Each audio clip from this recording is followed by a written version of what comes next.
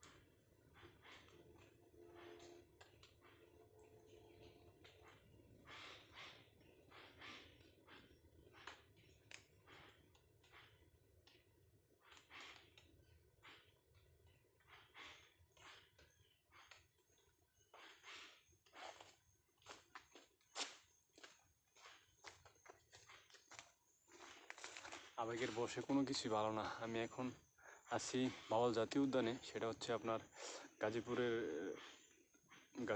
অবস্থিত, গাজীপুর শ্রীপুরের এদিকে।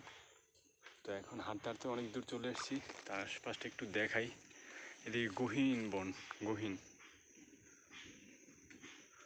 আজকে 11ই অগাস্ট 2024, আর এখন বেলা 12টার মতো বাজে। ওহ, পুরো ঘেমে গেছি। আকাশ মেঘলা, পরিবেশ ঠান্ডা। পরিবেশ ঠান্ডা না, আসলে পরিবেশ একটা ব্যবসা গরম অনুভব করা যাচ্ছে। আর পুরো বনে মনে হয় আর কেউ নাই, আমি একাই শুধু আসছি দর্শনার্থী হিসেবে। আমি বুঝতে পারলাম না ভিতরটা কেন এমন, একবারে নিরিবিলি, শুনশান নীরবতা। একটু ভয় ভয় লাগছে, তবু আমি সামনের দিকে এগুচ্ছি।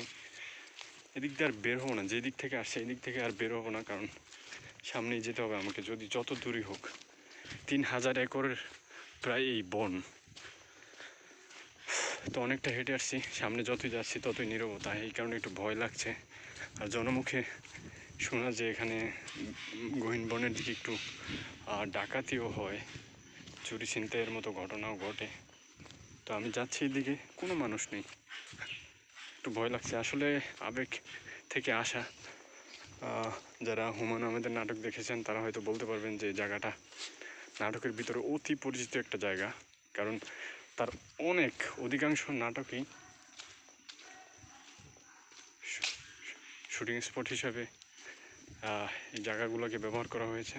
আপনারা যারা উড়ে যায় বকপক্ষী, তারপরে কালাকৈতর, এইসব নাটক যারা দেখেছেন তারা হয়তো বুঝতে পারবেন যে আসলে একটু আতঙ্কিতভাবে আছি, কারণ সামনে কথা শুনলাম, সেই কারণে।